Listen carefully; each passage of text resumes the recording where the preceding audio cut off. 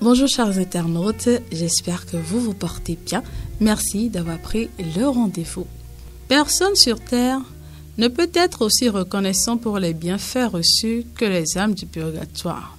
En Bretagne, France, un homme menait une vie fort pieuse.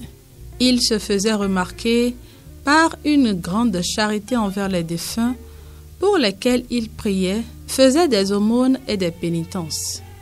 Il ne passait jamais près d'un cimetière sans s'arrêter à prier pour les défunts qui y reposaient.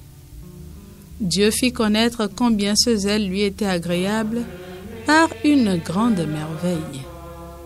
Ce bon chrétien tomba gravement malade et aussitôt, il fit prier le prêtre de lui apporter le saint viatique afin d'accroître encore plus ses mérites et de mieux résister au dernier et terrible assaut du démon. La cérémonie se termina par les prières des agonisants parce que le mal empirait, puis le prêtre se retira.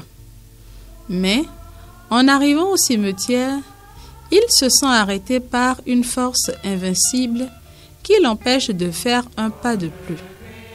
Étonné, effrayé, il regarde autour de lui et aperçoit la porte de l'église ouverte, bien qu'il fût certain de l'avoir fermée à double tour en partant, car c'était durant la nuit. Pendant qu'il se demandait ce que cela signifiait, il entendit sortir du sanctuaire une voix qui criait « Ossements des morts, écoutez la parole du Seigneur. Ô morts, levez-vous, venez tous, vous qui êtes admis dans les splendeurs du ciel, priez ensemble pour votre bienfaiteur qui vient de mourir. La reconnaissance le demande, et nous ne pourrions lui en témoigner assez pour tout le bien que sa piété généreuse nous a fait, à nous surtout qui attendons dans ce cimetière la résurrection générale. » Aussitôt, un fracas épouvantable eut lieu autour du prêtre étonné. Il lui semblait que les ossements sortaient des tombeaux, se réunissaient et formaient d'innombrables corps ressuscités. En même temps, l'église paraissait illuminée. Les morts s'y assemblèrent et commencèrent d'une voix céleste à chanter l'office des défunts qu'ils achevèrent avec solennité. Quand il fut fini, la même voix qui avait appelé les morts leur ordonna de retourner dans leur demeure funèbre.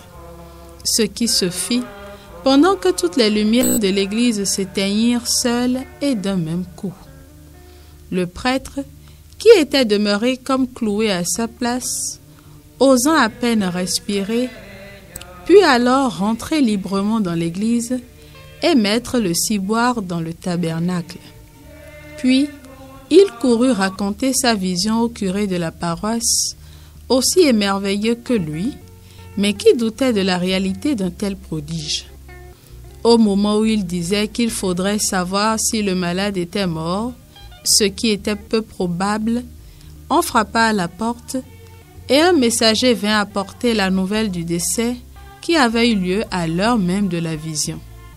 L'impression du prêtre fut si forte qu'il alla se consacrer à Dieu dans le monastère de Saint-Martin à Tours, où tout le reste de sa vie fut employé à prier pour les morts, assuré qu'à leur tour, il ne l'abandonnerait pas au jour du jugement. Prions beaucoup nous aussi pour les âmes du purgatoire et nous serons très heureux de recevoir leur protection quand nous gémirons dans les feux de l'expiation. Merci à vous pour votre attention, merci pour votre fidélité et merci pour l'intérêt que vous portez à cette émission. À demain pour un nouveau numéro de votre émission pour nos amis, les âmes du purgatoire. Alleluia.